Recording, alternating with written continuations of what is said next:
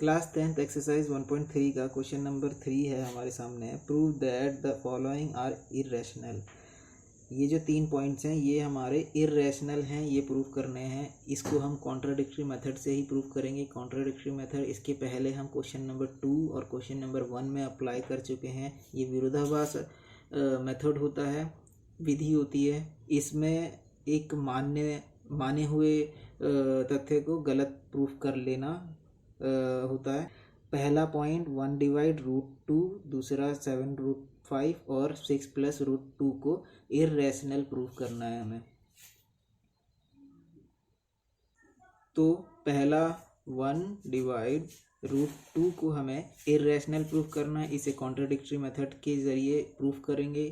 Contradictory method में irrational है। Irrational proof करने के लिए इसे पहले हमें रैशनल अज्यूम कर लेना होगा। इसलिए let assume that 1/√2 is rational। इसे हमें पहले रैशनल मान लेना होगा। रैशनल माना हो तो रैशनल को किस तरह से p/q के फॉर्म में लिखा जा सकता है? p/q के फॉर्म में लिखा जा सकता है। इसलिए ये 1/√2 a/b के इक्वल होगा।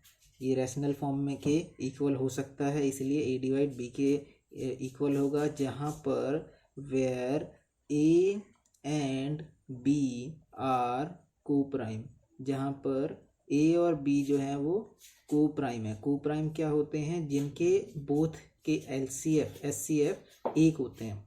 को प्राइम वो नंबर होते हैं जिनके SCF 1 होते हैं। इसको थोड़ा सा सॉल्व करेंगे फिर उसके बाद। तो ये क्रॉस मल्टीप्लिकेशन किया जा सकता है, इक्वल में है। क्रॉस मल्टीप्लाई किया जा सकता है। b को 1 से मल्टीप्लाई कर दें तो b और ये √2 के साथ a मल्टीप्लाई हो जाएगा, √2a हो जाएगा।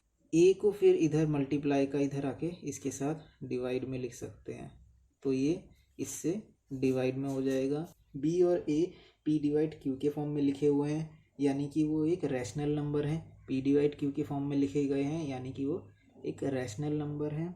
इसलिए b/a इज इन द, लिख सकते हैं हम p/q in the form of p/q, then it is rational.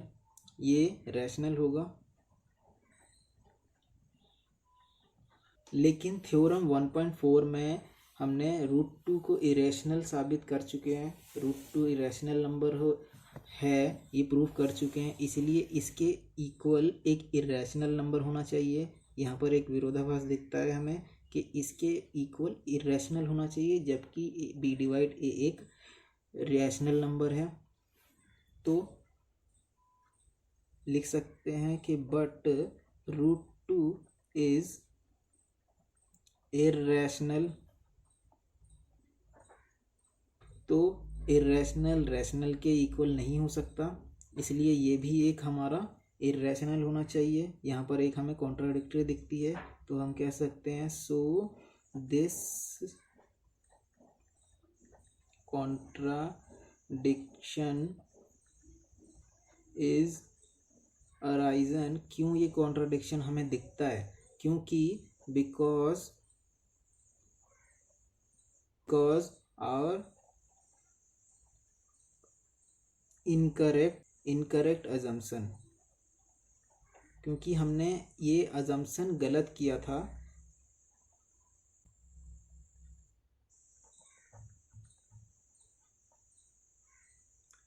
क्योंकि हमने ये अजम्पशन ही गलत किया था कि ये एक रैशनल नंबर है। यहाँ पर ये 1/√2 एक इर्रेशनल नंबर होना चाहिए। इरेशनल होना चाहिए तभी, क्योंकि √2 एक इरेशनल नंबर है थ्योरम 1.4 के अनुसार।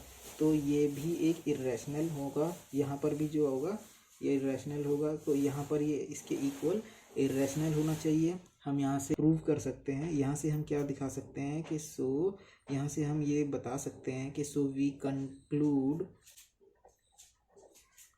That 1/√2 is irrational. हम यहाँ से कह सकते हैं कि 1/√2 एक इर्रेशनल नंबर होगा। यहाँ से हम कह सकते हैं कि 1/√2 एक इर्रेशनल। सेकेंड पॉइंट 7√5 को भी हम कॉन्ट्राडिक्टरी मेथड से ही सॉल्व करेंगे। इसमें भी 7/√5 को इर्रेशनल प्रूफ करना है। इसके लिए हम इसे पहले एक रैशनल नंबर मान लेंगे। तो let us assume that √5 is a rational, और ये रैशनल है। अगर ये रैशनल है तो इसको p/q के फॉर्म में लिखा जा सकता है। 7√5 को हम a/b के फॉर्म में लिख सकते हैं, जहाँ पर a और b हमारे क्या होते हैं, where a and b are some a and b are co-prime।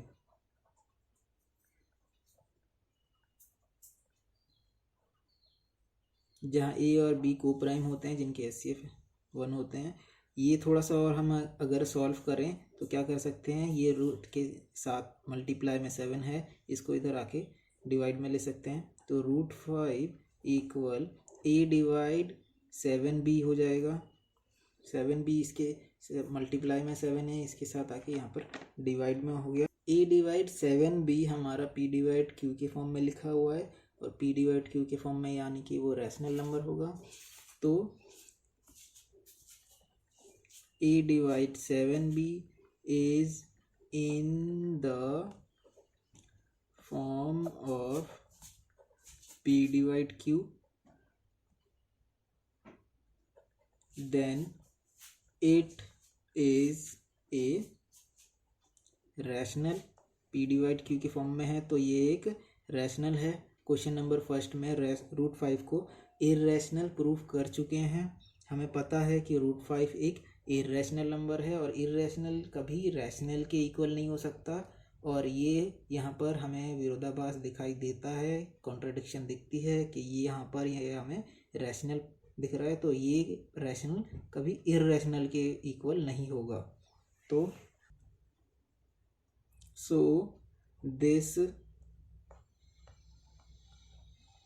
contradiction is arisen because of our incorrect assumption। क्योंकि हमने ये अजम्पशन गलत किया था कि ये एक रैशनल होगा, इसलिए ये हमारा कॉन्ट्रडिक्शन हमें दिखाई देता है। √5 एक इर्रेशनल नंबर है, जो कि हम क्वेश्चन नंबर 1 में साबित कर चुके हैं, यानी कि इसके इक्वल जो भी होना चाहिए वो एक इर्रेशनल होगा। इसलिए 7√5 इज ए इर्रेशनल। पॉइंट 3 में 6 + √5 को इरेशनल प्रूफ करना है। इसे भी कॉन्ट्राडिक्शन मेथड से करने पर इसको भी हम एक पहले रैशनल मान लेंगे, और अगर ये रैशनल है तो a/b के इक्वल होना चाहिए। तो मान लेंगे a/b के इक्वल, जहाँ पर a और b कोई कोप्राइम है, where a and b are coprime. इसको थोड़ा सॉल्व करें तो 6 प्लस में है √5 के, इधर आके माइनस में हो सकता है। √5 इक्वल a/b -6, ये फ्रैक्शन में है तो इसको भी फ्रैक्शन में ले लेंगे, और इसका घटाया जा सकता है। इससे घटाने पर एलसीएम डिनोमिनेटर का हो जाता है b, और फिर इस यहाँ पर a और ये 6b हो जाएगा। ये √5 के इक्वल होगा। a + 6b/b p/q के फॉर्म में दिख रहा है, यानी कि वो फ्रैक्शन में है। फ्रैक्शन में आने वाले सभी नंबर हमारे रैशनल नंबर होते हैं, तो इसे हम रैशनल कह सकते हैं। a + 6b/b is in the form of p/q, then it is a rational. P divide Q के फॉर्म में है इसलिए ये एक रैशनल हो सकता है। यहाँ पर a plus 6b divide b एक रैशनल हम देख सकते हैं हो रहा है, जबकि √5 एक इर्रेशनल नंबर है। इसके पिछले वाले क्वेश्चंस में हम देख चुके हैं कि √5 एक इर्रेशनल नंबर है। तो इस इर्रेशनल के इक्वल एक इर्रेशनल ही नंबर हो सकता है, रैशनल नहीं हो सकता। तो यहाँ पर ये विरोधाभास हमें मिलता है। लेकिन हम जानते हैं कि √5 एक इर्रेशनल नंबर है, but we know that √5 is irrational, और कोई इर्रेशनल नंबर रैशनल के इक्वल नहीं हो सकता और रैशनल इर्रेशनल के इक्वल नहीं होता। दोनों रैशनल ही रैशनल के इक्वल हो सकते हैं। तो यहाँ पर ये विरोधाभास हमें क्यों मिल रहा है? क्योंकि हमने यहाँ पर इनकरेक्ट अजम्पशन किया है। So this contradiction is arisen because our incorrect assumption। ये एक इर्रेशनल हो जाएगा, इसलिए ये 6 प्लस √5 जिसे हमने रैशनल माना था, क्योंकि कॉन्ट्रडिक्शन है यहाँ पर, इर्रेशनल के इक्वल रैशनल नहीं हो सकता, इसलिए 6 + 5 भी एक इर्रेशनल हो जाएगा, इज ए इर्रेशनल। यहाँ पर हमारे क्वेश्चन नंबर 3 तक एक्सरसाइज 1.3 से क्वेश्चन नंबर 3 तक सारे क्वेश्चंस हो जाते हैं। इसके बाद हम एक्सरसाइज 1.4 के कुछ क्वेश्चंस देखेंगे नेक्स्ट वीडियो से।